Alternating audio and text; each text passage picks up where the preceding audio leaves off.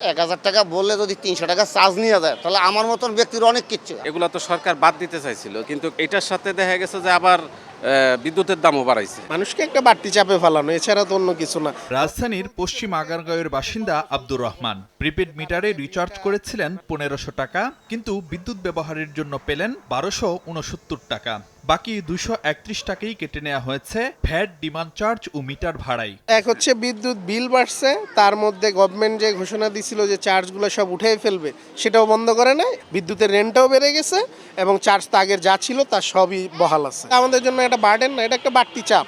যদিও গত 25শে মে সরকারের 100তম দিন পূর্তির সংবাদ সম্মেলনে প্রধানমন্ত্রীর কার্যালয় জানায় প্রত্যাহার করা হয়েছে প্রিপেড মিটারের অতিরিক্ত মাসিক চার্জ। জনদুর্ভোগ লাঘব করবার জন্য প্রিপেইড বিদ্যুৎ মিটারের অতিরিক্ত মাসিক চার্জ প্রত্যাহার করে সাধারণ মানুষের আর্থিক স্বস্তি নিশ্চিত করা হয়েছে। AKS অর্জন করল গিনেস ওয়ার্ল্ড রেকর্ডস। AKS। তবে সরকারি ঘোষণা কোথায় কার্যকর হয়েছে তা জানেন না গ্রাহকরা, বরং জুন থেকে গুনতে হচ্ছে বাড়তি বিদ্যুৎ বিল, সেই সাথে প্রতি মাসে কেটে নেওয়া হচ্ছে ভ্যাট, ডিমান্ড চার্জ ও মিটার ভাড়া। বিদ্যুতের প্রিপেড মিটার নিয়ে শুরু থেকেই ছিল গ্রাহকের নানা প্রশ্ন। এখন এই প্রিপেড মিটারের চার্জ নিয়ে নীতি নির্ধারণী পর্যায়ের অবস্থান জানানো হচ্ছে একরকম, আর বাস্তব চিত্র তার বিপরীত।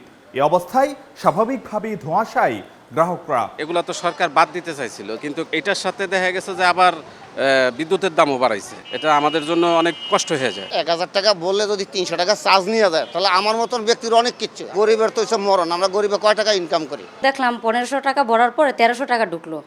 এরকম হলে তো হয় না, একটা বল একটা করে আরেকটা, তাহলে আমাদের জন্য তো খুব টাফ এগুলা। আমরা যে টাকা ইনকাম করতেছি তার থেকে দ্বিগুণ খরচ বাড়াচ্ছে তারা। সারা বছর আমার যুগ যায়, আমার বাপের যুগ যেতেছে, আমার পোলার যুগ যাবে, তাও তারা এই বিল, মিটারের বিল নিবেই কেন রে ভাই?